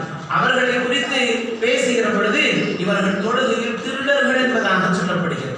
ஆகவே இவர்களுக்கு என்ன விதமான கேள்விகளுக்கு அல்லாஹ் நாளை மறுமையில் வைத்திருக்கிறார் என்பதால் ஆரம்பமான ஒரு கட்டத்தில் இருந்தவர்கள் தொழுகை வீணடித்தார்கள் அல்லவா, அவர்களுக்கு நரகம் என்பது தீர்மானம். இரண்டாவது கட்டத்தில் இருந்தார்கள் அல்லவா, அவர்கள் தண்டனைக்குரியவர்கள், சீசனுக்காக தொழக்கூடியவர்கள். மூன்றாவதாக திருடன், தொழுகையிலே திருடனாக இருக்கின்றார்கள் அல்லவா, அவர்களுக்கு நாளை மறுமையில் அல்லாஹ் கேள்விகளுக்கு வைத்திருக்கின்றார் என்பதால் நான்காவது ஒரு வகையினர் பள்ளியில் தான் அவர்கள் இருப்பார்கள், ஆனால் கல்புகள் எல்லாம் வெளியிலே இருக்கும். பள்ளியிலே தொழுகைக்காக வேண்டித்தான் முசல்லாவிலே இருப்பார்கள், ஆனால் கல்புகள் வெளியிலே அலைந்து கொண்டிருக்கும். இவர் இப்படிப்பட்ட வகையினரான ஒரு சிலர்கள் இருக்கிறார். இந்த தொழுகை என்பது தண்டனைக்குரியது என்பதாக முஃபஸ்ஸிரீன்கள் எழுதுகிறார். கல்பு ஒருநிலைப்படுத்தப்பட்ட தொழுகைதான் அல்லாஹ்விடத்தில் அங்கீகரிக்கப்படுகிறது. கல்பு ஒரு இடத்திலும் சிந்தனைகள் வேறு இடத்திலும் நிலைப்பாடுகள் வேறு இடத்திலும் இருக்குமையானால் அந்த தொழுகையை கொண்டு அவர்கள் எந்த விதமான பயனையும் பெற்றுவிட முடியாது என்பதை இங்கு கவனத்தில் கொள்ள வேண்டும். சஹாபாக்களுடைய நிலையெல்லாம் வெளியில் இருந்தாலும் பள்ளிக்கு எப்பொழுது செல்வோம் என்பது அவர்களுடைய நிலையாக இருக்கும். அவர்களுடைய எண்ணமும் ஓட்டமும் அதுவாகத்தான் இருக்கும். வெளியிலே இருந்தாலும் பள்ளிக்கு செல்ல வேண்டும் என்கின்ற நிலை. சிலர்கள் முசல்லாவிலே இருந்தாலும் அவர்கள் வெளியிலே இருக்கக்கூடிய விஷயங்களை சிந்தித்துக் கொண்டிருப்பார்கள். இப்படி தொழுகையிலே பேணுதல் இல்லாமல் இருப்பவர்கள் தண்டனைக்குரியவர்கள் என்பதாக, அவர்களுக்கு நாளை மறுமையில் தண்டனை உண்டு என்பதாக இங்கே முஃபஸ்ஸிரீன்கள் விளக்கம் தருகிறார்கள். ஒரு நாள் ஒரு ஜமாத்து தொழுகை நடந்து கொண்டிருந்தது. ஜமாத்து முடிந்ததற்கு பின்பாக ஒருவர் எழுந்து சொன்னார், 3 ரக்காத்து தான் நீங்கள் தொழுகை வைத்தீர்கள் என்பதாக. வெளியூர்ல நடந்த விஷயம். அப்பொழுது இமாம் சொல்கிறார்கள், அல்ல 4 ரக்காத்துகள் நான் தொழ வைத்தேன் என்பதாக. 2 பேர்களுக்கும் பெரிய தர்க்கம். அந்த தொழுகை 3 ரக்காத்துகள் தான் தொழுக வைத்தீர்கள் என்று சொன்னார்கள் அல்லவா. அந்த மனிதர் சொன்னார், எனக்கு 4 கடைகள் இருக்குகிறது, ஒவ்வொரு ரக்காத்திலும் அந்த கடையினுடைய கணக்குகள் எனக்கு சரியாக நான் பார்த்து விடுவேன். 4 ரக்காத்துகள் நீங்கள் தொழுக வைத்திருந்தால் 4வது கடையினுடைய கணக்கு வழக்குகளையும் நான் முடித்திருப்பேன். 3 கடையினுடைய கணக்கு தான் வந்தது, நீங்கள் 3 ரக்காத்துகள் தான் தொழுக வைத்தீர்கள் என்பதாக அடித்து பேசினார் என்பதாக ஒரு செய்தி பதிவுள்ளார். காரணம் நான் எதற்கு சொல்கிறேன் என்றால், உள்ளம் தக்பீர் கட்டியதற்கு பின்புதான் வெளி உலகத்தை குறித்து அதிகமாக சிந்திக்க ஆரம்பிக்கும். சாதாரணமாக நம்ம பலர்களுடைய தொழுகையை எடுத்துக்கொண்டாலும் இந்த நிலைதான். தக்பீர் கட்டியதற்கு பின்புதான் மறந்து போன செய்திகள் கூட ஞாபகத்திற்கு வரும். எந்த பொருளை எங்கே வைத்தோம் என்று தேடுவோம், தேடுகிற பொழுது கிடைக்காது. தக்பீர் கட்டியதற்கு பின்பு நினைவுக்கு வரும், ஆக இந்த இடத்தில் அதை வைத்தோம் அல்லவா என்பதால். அப்படியானால் நம்முடைய தொழுகை எந்த இடத்தில் இருக்குகின்றது என்பதை நாம் யோசிக்க வேண்டும். மனமும் நம்முடைய செயலும் ஒரே நிலைப்பாட்டில் இருந்தால்தான் அது மிகச் சரியான தொழுகையாக இருக்க முடியும் என்பதால். ஆகவே வெளியில் செல்லக்கூடியவர்களாக இருந்தாலும் நம்முடைய தொழுகையினுடைய வக்துகள் வருகிற பொழுது தொழுகைக்கு முக்கியத்துவம் தரக்கூடியவர்களாக நாம் இருக்க வேண்டும் என்பதை மார்க்கம் நமக்கு சொல்கிறது. அதே போன்றுதான் தொழுகையிலே இருக்கக்கூடிய ஒரு வர்க்கத்தினர், ஆனால் தக்பீர் கட்டியதற்கு பின்பாக நினைவுகள் எல்லாம் வெளியிலே சுற்றி திரிந்து கொண்டே இருக்கும். இந்த மனிதர்கள் பாவம் மன்னிக்கப்படும், ஆனால் அவர்களுடைய தொழுகையில் எந்த விதமான நன்மையும் இருக்காது என்பதால், எந்த விதமான நன்மையும் அவர்களுக்கு இருக்காது என்பதால் 6வது மனிதர்களிலே தொழுகையாளிகளுடைய வகை என்னவென்று சொன்னால், அல்லாஹ் பார்ப்பது போன்று அவர்களுடைய தொழுகை இருக்கும். அல்லாஹ் பார்ப்பது போன்றுண்டான நிலையில் அவர்கள் தொழுவார்கள்.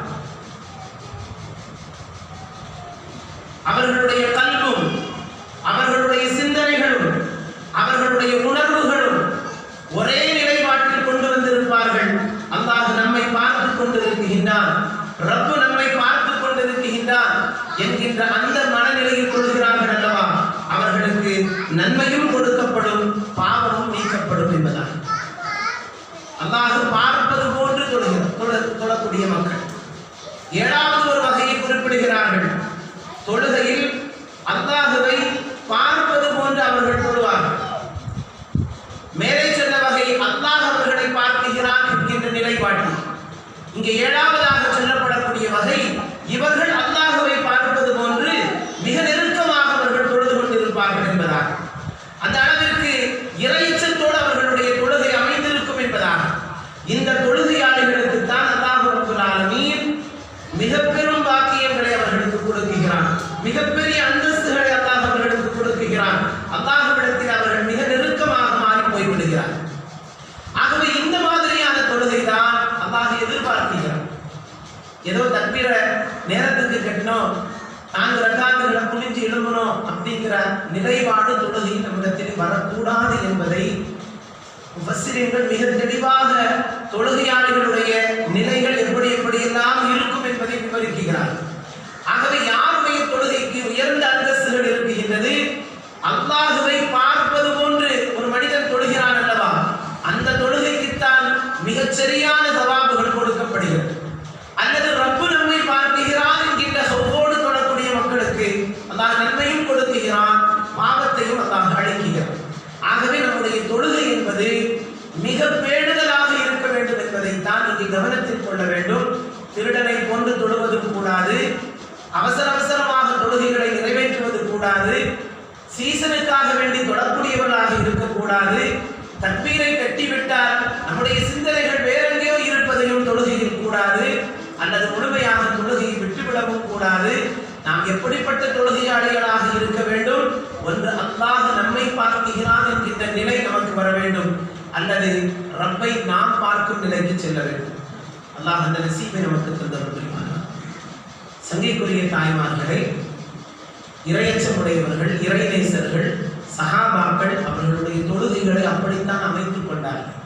ஒரு சில சஹாபாக்களுடைய தொழுகையை நாம் கவனிக்கிற பொழுது நம்முடைய தொழுகைகள் எல்லாம் எந்த இடத்தில் இருக்குகிறது என்பதை நாமே முடிவு செய்து கொள்ளலாம். அபூபக்கர் சித்தீக் ரலியல்லாஹு தஆலா அவர்கள், அபூபக்கர் சித்தீக் ரலியல்லாஹு தஆலா அவர்கள் எம்பெருமானார் ஸல்லல்லாஹு அலைஹி வஸல்லம் அவர்களுக்கு மிக பக்கபலமாக எல்லா கட்டத்திலும் இருந்த மிக நெருக்கமான தோழர்.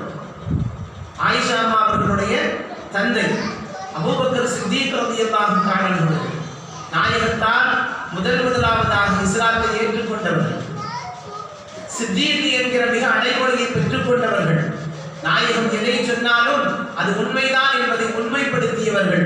இந்த அபூபக்கர் சித்தீக் ரலியல்லாஹு தஆலா அவர்களுடைய தொழுகையை குறித்து எழுதுகிற பொழுது அவர்கள் மிக பயபக்தியோடு தொழக்கூடியவர்களாக இருந்தார்கள் என்பதாக, கதீருல் புகாவு என்பதாக எழுதுவார்கள். இந்த அளவிற்கு என்று சொன்னால் தொழுகையிலே அவர்கள் தக்பீரை கட்டி நின்று விட்டார்கள் என்றால் அவர்கள் அழுது அதிகமாக அழக்கூடியவர்களாக இருந்தார்கள் என்பதாக. இறைவசனங்களை ஓதுகிற பொழுது, குர்ஆனுடைய அர்த்தங்களை புரிந்து கொள்கிற பொழுது மிக கடினமாக அதிகமாக அழக்கூடிய இரக்கமுடைய கண்புடையவர்களாக அவர்கள் இருந்தார்கள் என்பதாக. அந்த அளவிற்கு தொழுகைக்குள் அவர்கள் நின்று விட்டார்கள் என்றால் மிக பயபக்தி உடையவர்களாக மாறிவிடுவார்கள். குர்ஆனுடைய வசனத்தை கேட்ட உடனேயே பல கட்டங்களில் அழுதவர்கள் அபூபக்கர் சித்தீக் ரலியல்லாஹு தஆலா அவர்கள். நபிகள் நாயகம் ஸல்லல்லாஹு அலைஹி வஸல்லம் அவர்கள் அல்யௌம அக்மல்து லக்கும் தீனக்கும் என்கின்ற வசனம் இறங்கிய பொழுது சஹாபாக்களிடத்தில் பேசினார்கள். நான் உங்களுக்கு செய்ய வேண்டிய எத்தி வைக்க வேண்டிய செய்திகள் எல்லாம் எத்தி வைத்து விட்டேனா, இந்த தீனை நான் பரிபூர்ணமாக்கி விட்டேன் என்பதாக நாயகம் ஸல்லல்லாஹு அலைஹி வஸல்லம் அவர்கள் சொல்லுகிற பொழுது அபூபக்கர் சித்தீக் ரலியல்லாஹு தஆலா அவர்கள் மட்டும் அழுதார்கள். சஹாபாக்கள் எல்லாம் கேட்டார்கள், ஏன் அழுகிறீர்கள் என்பதாக. நாயகம் ஸல்லல்லாஹு அலைஹி வஸல்லம் அவர்கள் வந்த வேலையை நான் முடித்து விட்டேனா என்று கேட்கிறார்கள். அப்படியானால் அவர்கள் வந்த வேலையை முடித்து விட்டார்கள் என்று சொன்னால் இந்த மண்ணை விட்டு அவர்கள் பயணப்பட போகிறார்கள் என்பதை உணர்ந்து நான் அழுகிறேன் என்றார். அதான அர்த்தம். நான் வந்த பணியை நான் நிறைவு செய்து விட்டேனா, என்னுடைய வேலையை நான் சரியாக முடித்து விட்டேனா என்று நாயகம் கேட்கிற பொழுது எல்லா சஹாபாக்களும் சாட்சி சொன்னார்கள், ஆம் யா ரசூலல்லாஹ், நீங்கள் உங்களுடைய பணியை சரியாக செய்து விட்டீர்கள் என்பதாக. நாயகம் ஸல்லல்லாஹு அலைஹி வஸல்லம் அவர்கள் வானத்தை பார்த்து கையை உயர்த்தி, இவர்கள் சாட்சி யா அல்லாஹ், என்னுடைய வேலையை நான் பரிபூர்ணமாக்கி விட்டேன், என்னுடைய பணியை நான் சரியாக நிறைவு செய்து விட்டேன் என்றார். பொறுப்பை நான் சரியாக நிறைவேற்றி விட்டேன் என்றார். ஒரு பொறுப்போடு இந்த மண்ணுக்கு வந்து தன்னுடைய பொறுப்பை சரியாக நிறைவேற்றி யாரிடத்திலே நிறைவேற்றினார்களோ அவர்களிடத்திலேயே சாட்சியும் பெற்ற ஒரு மனிதர் என்று சொன்னார் எம்பெருமானார் ஸல்லல்லாஹு அலைஹி வஸல்லம் அவர்கள் மட்டும்தான்.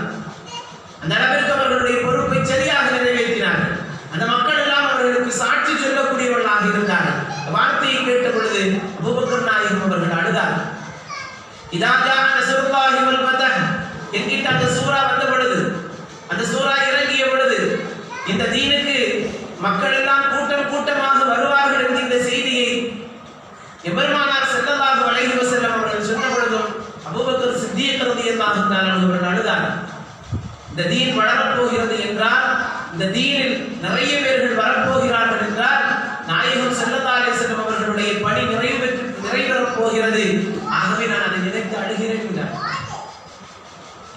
ஆகவே அதிகமாக குஷூஹுவோடு தங்களுடைய தொழுகையை அமைத்துக் கொண்டவர்கள் அபூபக்கர் சித்திக் ரலியல்லாஹு தஆலா அவர்கள். அந்த அளவிற்கு தொழுகையில் அவர்கள் மிகுந்த பேணுதலுடையவர்களாக இருந்தார்.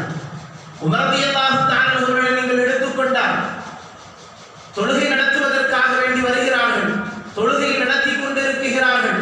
ஒரு யூதன் உமர் ரலியல்லாஹு தஆலா அவர்களை வெட்டி விடுகிறான். இரத்த வெள்ளத்தில் சாயப் போகிறார்கள். தொழுகை ஜமாத்தை இமாமாக நடத்தி கொண்டிருக்கிறார்கள்.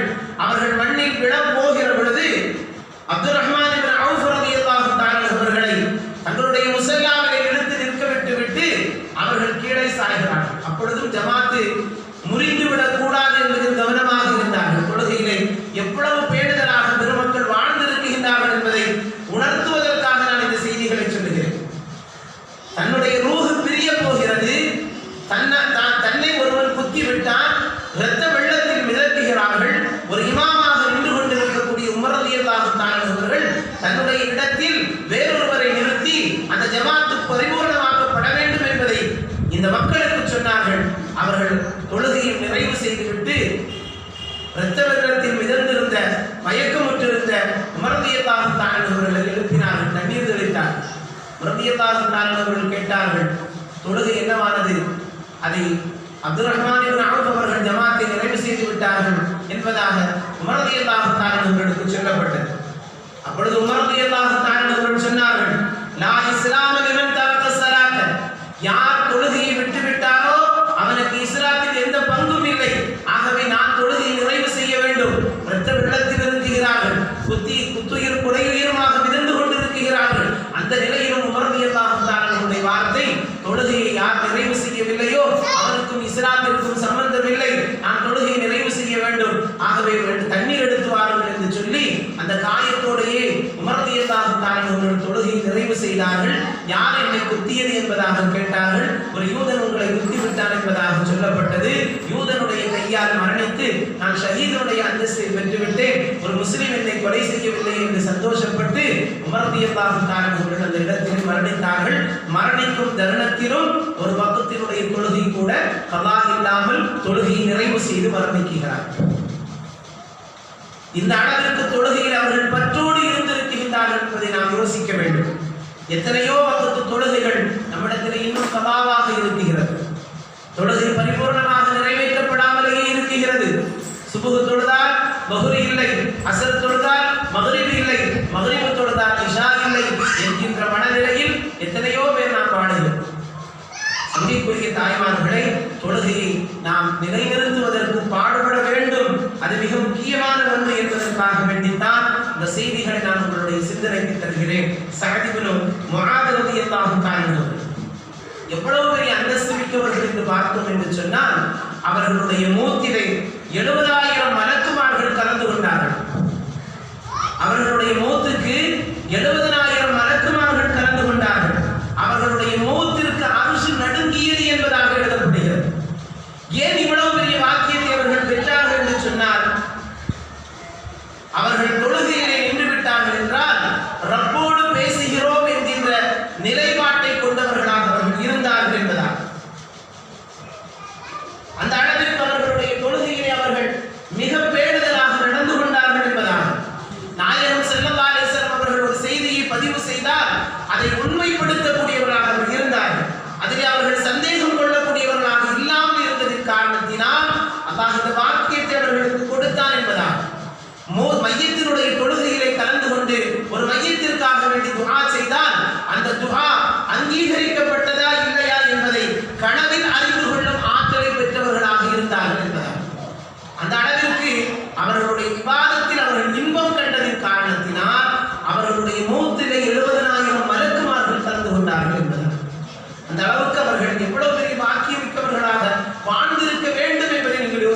கொண்டிருப்பார்கள். தொழுகையில் அவர்கள் எவ்வளவு தூரம் கவனமாக இருந்திருப்பார்கள் என்பதை நாம் யோசிக்க வேண்டும்.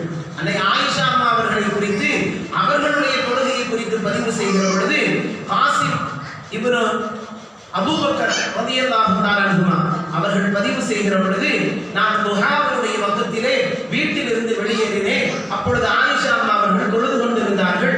தொழுது கொண்டிருக்கிற பொழுது லகத் மன்னல்லாஹு அலைனா என்று தொடங்கும் வசனத்தை அவர்கள் ஓதி அழுது கொண்டிருந்தார்கள். இந்த வசனத்திலே சொல்லப்படக்கூடிய அந்த செய்திகளை உணர்ந்து அவர்கள் அந்த தொழுகை துஹாவினுடைய தொழுகையிலே அவர்கள் அழுது கொண்டிருக்கிறார்கள். இதை பார்த்துவிட்டு கடை வீதிக்கு காசிம் ரலியல்லாஹு தஆலா அவர்கள் பயணப்பட்டார்கள். அதை கடை தெருவிலே போய்விட்டு அவர்களுடைய வேலைகள் எல்லாம் முடித்துவிட்டு மீண்டு வருகிற பொழுது அதே ஆயத்தை ஓதி ஆயிஷா அம்மா அவர்கள் அழுது கொண்டேதான் இருக்கிறார்கள். தொழுகையிலிருந்து அவர்கள் வெளியே வரவில்லை. அந்த பெருமக்களுடைய ஆயிஷா அம்மாவினுடைய தொழுகை எவ்வளவு பயபக்தி உடையதாக இருந்திருந்தால் அவர்கள் அந்த ஆயத்தையே மீண்டும் மீண்டும் ஓதி அதிலிருந்து வெளிவர முடியாமல் அவர்கள் அழுதிருப்பார்கள் என்பதை யோசித்து பார்க்க வேண்டும். நாம் சர்வசாதாரணமாக நம்முடைய தொழுகைகளில் ஏதாவது ஒரு சின்ன சூறாக்களை ஓதி பொழுது கடந்து விடுகிறோம்.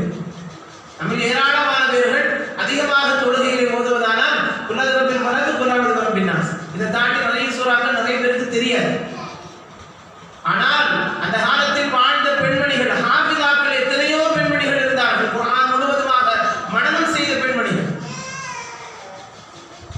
அப்படியெல்லாம் வாழ்ந்த சமுதாயம் இந்த சமுதாயம் தன்னுடைய பிள்ளைகளை ஹாஃபிதாக உருவாக்க வேண்டும், ஆலிமாக உருவாக்க வேண்டும் என்பதற்காக வேண்டி மிகப்பெரிய பாடுபட்ட தாய்மார்கள் எல்லாம் இந்த மண்ணில் வாழ்ந்திருக்கிறார்கள். இமாம் புகாரி ரஹ்மத்துல்லாஹி அலைஹி அவருடைய தாயாரை குறித்து எழுதுகிற பொழுது, என்னுடைய குழந்தைக்கு நான் ஒது இல்லாமல் பால் கொடுக்க மாட்டேன் என்பதாக எழுதுவார்கள். அவருடைய வரலாறு எழுதுகிற பொழுது இந்த அளவிற்கு மிகப்பெரிய அந்தஸ்தை இமாம் புகாரி ரஹ்மத்துல்லாஹி அவர்கள் பெற்றார்கள் என்று சொன்னால் அவருடைய தாய்மார்களுடைய வளர்ப்பு, அவர்களுடைய பங்களிப்பு, அவர்களுடைய பிள்ளைகளை உருவாக்கிய விதம், அதனால் அவர்கள் இல்முகளிலே மிகப்பெரிய தேர்ச்சி உடையவர்களாக இருந்தார். குர்ஆனுடைய அடுத்த அந்தஸ்தில் ஹதீஸ்களை வைத்து பேசப்படக்கூடிய ஹதீஸ் என்று சொன்னால் புகாரி ரஹ்மத்துல்லாஹி அலைஹி அவருடைய ஹதீஸ். ஆகவே அவர்களுடைய தாய்மார்கள் எந்த அளவிற்கு தங்களுடைய பிள்ளைகளை உருவாக்குவதற்கு சிரமப்பட்டு இருக்கின்றார்கள் என்பதை நாம் யோசிக்க வேண்டும். புகாரி ரஹ்மத்துல்லாஹி அலைஹி அவர்கள் தொழுது கொண்டிருக்கின்றார்கள். அவர்களுடைய தொழுகையிலே 18 முறை தேள் அவர்களை கொட்டுகிறது. ஆனாலும் அந்த தொழுகையில் இருந்து அவர்கள் வெளிவரவில்லை. தொழுது முடித்ததற்கு பின்பாக யார் எனக்கு நோவினை கொடுத்தது என்பதாக கேட்கிறார்கள். அப்படியானால் அவர்கள் தொழுகையில் எவ்வளவு இன்பம் கண்டிருப்பார்கள் என்பதை யோசிக்க வேண்டும். அல்லாஹ் அந்த இன்பங்களை நமக்கு நசீபாக்குவார். உடைய தொழுகைகளில் எவ்வளவோ பொதுபோக்காக நாம் தொழுகிறோம். நான் சென்ற மாதத்திலேயே சொன்னேன், நிறைய வீடுகளில் சீரியல் ஒரு பக்கம் ஓடுகிறது, ஒரு பக்கம் முசல்லாவில் இருந்து தொழுகிறார். அந்த நேரத்தில் கூட கதையை சரியாக பார்க்க வேண்டும் என்கிற நிலை. எந்த வகையான தொழுகையாக இருக்க முடியும்? தஸ்பீஹ் ஒரு பக்கம் கையில் வைத்து ஓதுகிறார்கள், டிவி ஒரு பக்கம் ஓடிக்கொண்டே இருக்கிறது. எப்படி இறையச்சல் ஏற்படும்? ஆகவே அந்த காலத்தில் வாழ்ந்த பெருமக்களுடைய விவாதத்து என்பது இன்பத்தில் இருந்தது. அதை உணர்ந்தவர்கள் ரசித்த அந்த அமலை செய்யக்கூடியவர்களாக இருந்தார்கள். இமாம் முஸ்லிம் ரஹ்மத்துல்லாஹி அலைஹி அவர்களை குறித்து எழுதுகிற பொழுது, அவர்கள் தொழுது கொண்டிருக்கக்கூடிய பள்ளி இடிந்து விழுகிறது, எல்லோரும் ஓடினார்கள். ஆனால் அவர்கள் அப்படியே தொழுது கொண்டிருந்தார்கள். தொழுது முடித்து விட்டு பார்த்தார்கள், பள்ளி தொழுது நின்று கொண்டு தொழுதிருந்த பள்ளி ஏதேசம் இடிந்து கிடந்தது. அதற்கு பின்புதான் அவர்கள் உணர்கிறார்கள் பள்ளி இடிந்து விட்டுதான் என்று. அந்த அளவிற்கு அவர்களுடைய தொழுகையில் அவர்கள் மிக உன்னிப்பாக கவனமாக இருந்தார்கள் என்பதால். அதே போன்றுதான் அப்துல்லாஹ் இப்னு ஃபாஸ் என்று சொல்லப்படக்கூடிய மிகப்பெரிய முஃப்தி, மதீனா நகரத்திற்கு சென்றவர்களுக்கு தெரியும், இன்றும் சுபஹ் தொழுகைக்கு பின்பாக மஸ்ஜித் நபவியில ஆங்காங்கே இல்மினுடைய தரிசுகள் நடந்து கொண்டிருக்கும். சில உலமாக்கள் உட்கார்ந்து பாடம் நடத்தி கொண்டிருப்பார்கள். சென்ற நூற்றாண்டிலே அங்கு இருக்கக்கூடிய முஃப்தியாக ஆசிரியராக பணிபுரிந்தவர்கள் தான் அப்துல்லாஹ் இப்னு ஃபாஸ் என்று சொல்லப்படக்கூடிய மனிதர். இவர்கள் ஒரு நாள் சுபஹிலே பாடம் நடத்த வரவில்லை. அவர்களுடைய மாணவர்கள் எல்லாம் ஏன் உஸ்தாது வரவில்லை என்று வீட்டிற்கு சென்று பார்ப்பதற்காக செல்லுகிறார்கள். ஒரு 6:30-7 மணி போல இருக்கும். அந்த நேரத்திலும் அவர்கள் முசல்லாவில் இருந்து அழுது கொண்டே இருக்கிறார்கள்.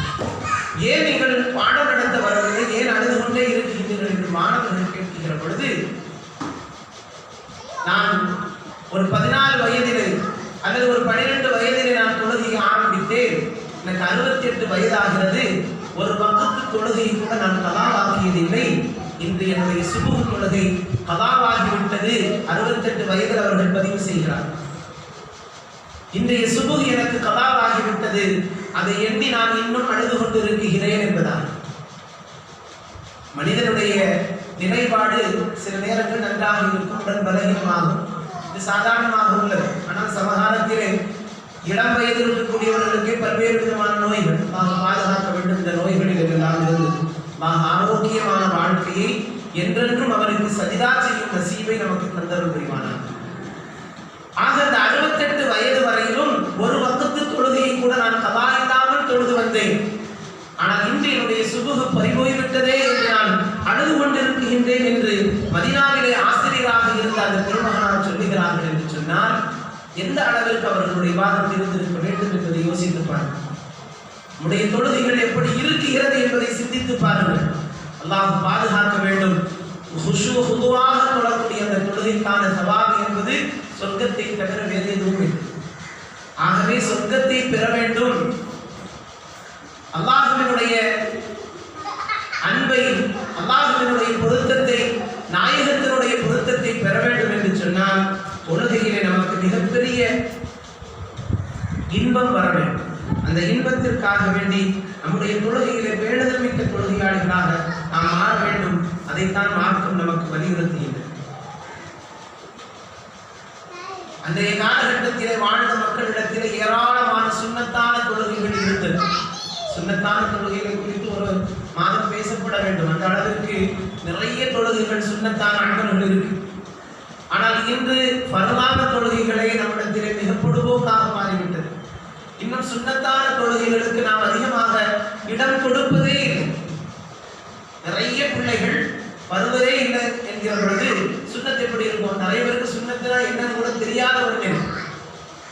பருவு என்பது அல்லாஹ் நம் மீது கடமையாக்கியது, சுன்னத் என்பது மேல்மிச்சமாக நபிகள் நாயகம் ஸல்லல்லாஹு அலைஹி வஸல்லம் அவர்கள் காட்டித்தது. நேர் வழி என்பது ஒன்று இருக்கிறது, இன்னொன்று பைபாஸ் வழி. இப்பொழுது நம்ம ரோடெல்லாம் நீங்க பார்த்தீங்கன்னா 4 வழிச்சாலை, அதற்கு முன்பு பழைய ரோடு. இது நேரான வழிதான். ஆனாலும் பைபாஸ் வழி என்பதாக ஒரு வழியை உருவாக்குகிறார்கள் அல்லவா? ஃபர்து என்பது நேர் வழி, சுன்னத் என்பது பைபாஸ் வழி. நேராக அதிக நன்மைகளை பெற்று வெகு விரைவாக சொர்க்கத்திற்குள் நுழைவதற்கான பாக்கியங்களை இந்த சுன்னத்து பெற்றுத்தரும். பெருமானார் ஸல்லல்லாஹு அலைஹி வஸல்லம் அவர்கள் அந்த மிகப்பெரிய வழியை நமக்கு சுன்னத் என்கிற அமல்களின் வழியாக காட்டியிருக்கிறார். ஆனால் இந்த சமுதாயத்தில் சுன்னத்து தேவைப்படுகிற சுன்னத்துகளை எடுத்துக் கொள்வதும் பல்வேறு அமல்களுடைய விஷயங்களில் சுன்னத்துகள் புறக்கணிக்கவும் படுகிறது. ஆகவே இந்த சுன்னத்தான அமல்கள் என்பது நம்முடைய வாழ்க்கையில் கொஞ்சம் கொஞ்சமாக இல்லாமல் போகிறது என்பதையும் தாய்மார்கள் உணர வேண்டும். ஆகவே இந்த சுன்னத்தான அமல்கள் என்பது மிக பாக்கியத்திற்குரியது. எந்த அளவிற்கு அன்றைய காலகட்டத்தில் வாழ்ந்த பெருமக்களிடத்திலே சுன்னத்தான தொழுகைகள் இருந்தது என்று சொன்னால், ஒரு தேவைகள் நிறைவேறப்பட வேண்டும் என்று சொன்னால் ஸலாத்துல் ஹாஜத் என்பதாக தொடரக்கூடியவர்களாக இருந்தார். அதாவது ஒரு தேவை இருக்குமையானால் அதை ரப்பிடத்தில் கேட்பதற்கு முன்பாக 2 ரக்காத்துகளை தொழுதுவிட்டு ரப்பிடத்திலே துஆ செய்வது. முஃபஸ்ஸிரீன்கள் எழுதுகிறார்கள், குல் யா அய்யுஹல் காஃபிரூனும் சூரத்துல் இஹ்லாஸையும் ஹாஜத்தினுடைய தொழுகையை நீங்கள் ஓதிவிட்டு உங்களுடைய ஹாஜத்தை ரப்பிடத்தில் கேட்டால் அல்லாஹ் கபூல் செய்வான் என்பதாக. இன்னும் சில பெருமக்களிடத்தில் இருந்தது ஸலாத்து ஷுக்ர் என்பதாக. ஒரு விஷயம் நமக்கு கிடைத்து விட்டது, அதற்கு நன்றி செலுத்தி தொழக்கூடிய தொழுகை. ஃபாத்திமா ரலியல்லாஹு தஆலா அவர்களுடைய வாழ்க்கை குறிப்பில் இப்படி ஒரு செய்தியை பதிவு செய்கிறார்கள். திருமணம் முடிந்த அன்று இரவு ஃபாத்திமா ரலியல்லாஹு தஆலா அவர்கள் நான் தொழுதுவிட்டு வருகிறேன் என்பதாக அலி ரலியல்லாஹு தஆலா அவர்களிடத்திலே சொல்லுகிறார்கள். இப்பொழுது என்ன தொழுகையை தொழப் போகிறீர்கள் என்று அலி ரலியல்லாஹு தஆலா அவர்கள் கேட்ட பொழுது, நீங்கள் எனக்கு கிடைத்ததற்காக வேண்டி ரப்புக்கு ஷுக்ர் செய்ய போகிறேன் என்றார். திருமணம் முடித்து முதல் இரவில் இப்படி ஒரு காட்சி எந்த வீட்டிலாவது நடக்குமா என்பதை யோசிக்க வேண்டும். அந்த இரவில் ஃபாத்திமா அம்மா அவர்கள் சொல்லுகிறார்கள், நீங்கள் எனக்கு கிடைத்ததற்காக வேண்டி நான் 2 ரக்காத்துகள் தொழுது விட்டு வருகிறேன் என்பதாக. அலி ரலியல்லாஹு தஆலா அவர்கள் சொன்னார்கள், நான் கிடைத்ததற்கு நீங்கள் 2 ரக்காத்துகள் தொழுவீர்களேயானால் நீங்கள் கிடைத்ததற்கு நானும் தொழ வேண்டுமே.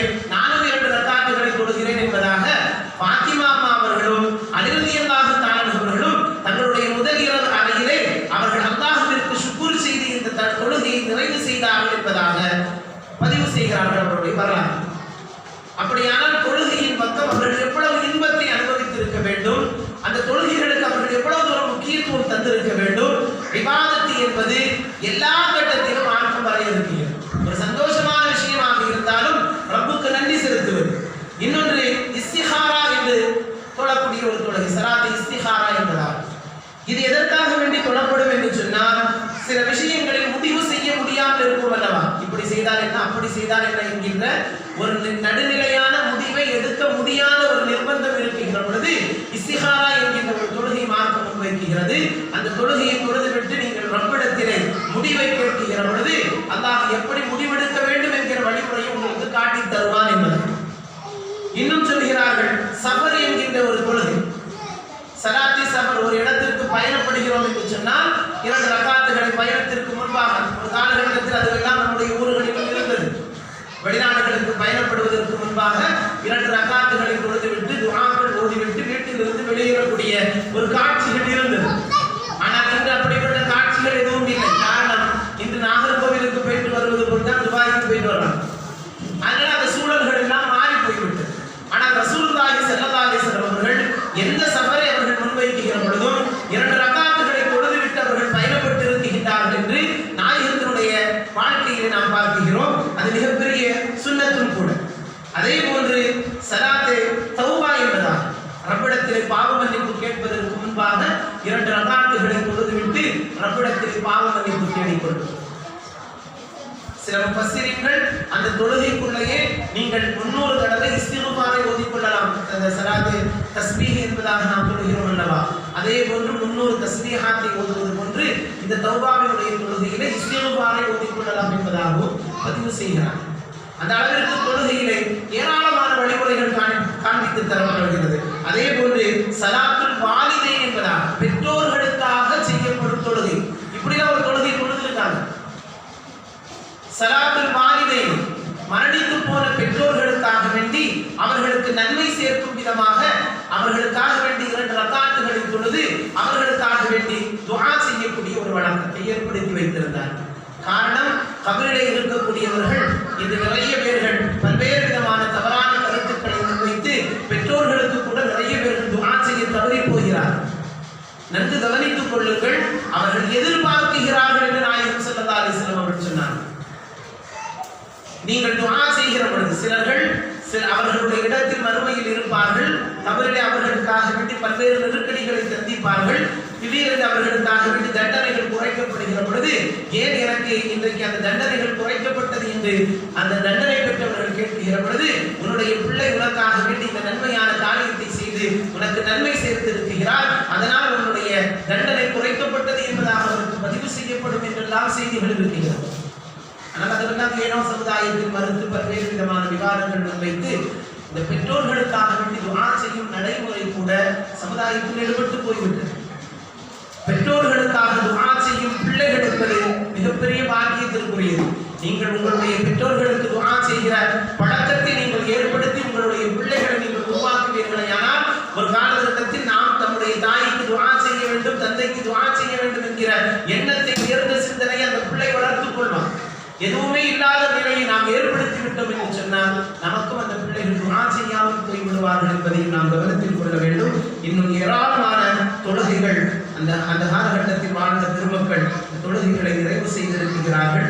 சில சஹாபாக்கள் அவர்களுக்கு மௌத்து நெருங்கிவிட்டது, இன்னும் சிறிது நேரத்தில் எதிரி நம்மை தாக்கி கொலை செய்து விடுவான் என்கின்ற நிர்பந்தம் இருந்த பொழுது கூட நான் 2 ரகாத்தை தொழுதுவிட்டு வருகிறேன் என்பதாக, மௌத்திற்கு முன்பாக தொழுது என்பதாக பதிவு செய்கிறார்.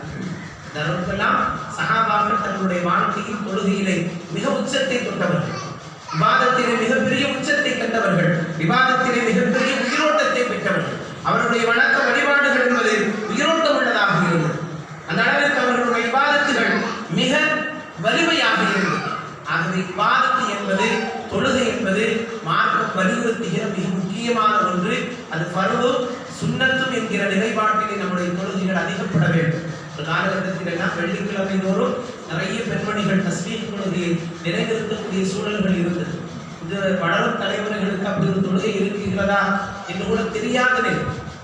இன்னும் நிறைய ஊர்களில் ரமலானுடைய காலகட்டங்களில் வெள்ளிக்கிழமை தஸ்பீஹ் தொழுகை பெண்களுக்காக ஜமாத்தாகவே நடத்துகிறார். அந்த விவாதத்துகள் விடுபட்டு போய்விடக் கூடாது என்ற காரணத்திற்காக அதெல்லாம் தேவையில்லை என்கிற விவாதங்கள் சமுதாயத்தில் வந்ததனுடைய விளைவு விவாதத்துகள் கொஞ்சம் கொஞ்சமாக சமுதாயத்தில் இல்லாமல் போய்விட்டது என்பது மிக வருத்தத்திற்குரியது. ஆகவே விவாதத்து என்பது வணக்க வழிபாடுகள் என்பது எல்லா கட்டத்திலும் நம்மிடத்தில் அதிகப்பட வேண்டியது. அதை மார்க்கம் நமக்கு வலியுறுத்துகிறது. தொழுகையை நாம் எப்பொழுதும் அதிகமாக கவனம் செலுத்தி அந்தந்த வர்க்கத்தில் அதை நிறைவு செய்யக்கூடியவர்களாக இருக்க வேண்டும். அதனுடைய முற்பகுதியிலேயே நம்முடைய தொழுகையில் நிறைவு செய்துவிட்டோம் என்று சொன்னால் அது மிகப்பெரிய பாக்கியத்திற்குரியது. மௌத் எந்த சூழலில் நமக்கு வரும் என்பது நமக்கு தெரியாது. அடுத்த நிமிடம் நாம் இருப்போமா என்பது கூட நிச்சயமில்லாத வாழ்க்கை.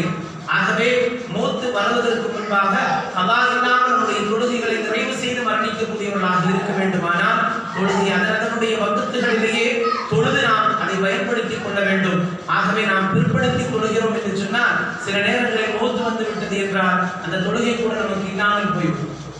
ஆகவே வாழ்ந்தும் தொழுகையை நிறைவு செய்யாத சூழலில் மரணிக்கும் நிலை யாருக்கும் வந்து விடக்கூடாது. அல்லாஹ் பாதுகாப்பானாக. நம்முடைய தொழுகைகளை கடைசி வரையிலும் நிறைவு செய்து மரணிக்கும் நல்ல மௌத்துகளை அல்லாஹ் நமக்கும் நம்முடைய சந்ததிகளுக்கும் பெற்றோர்களுக்கும் குடும்பத்தார்களுக்கும் நசீபாக்கி அருள் புரிவானாக. யாருக்கும் யாரும் வாரம் இல்லாமல் வாழும் ஒரு நல்ல வாழ்க்கை அல்லாஹ் நமக்கு நசீபாக்கி அருள் புரிவானாக. இஹ்லாஸோடு தொடர்புடைய தொழுகை அல்லாஹ் நமக்கு தந்தருள் புரிவானாக. ஆமீன் ஆமீன் யா ரப்பல் ஆலமீன். استغفر دعاء ان شاء الله. استغفر الله العظيم استغفر الله العظيم استغفر الله العظيم استغفر الله العظيم استغفر الله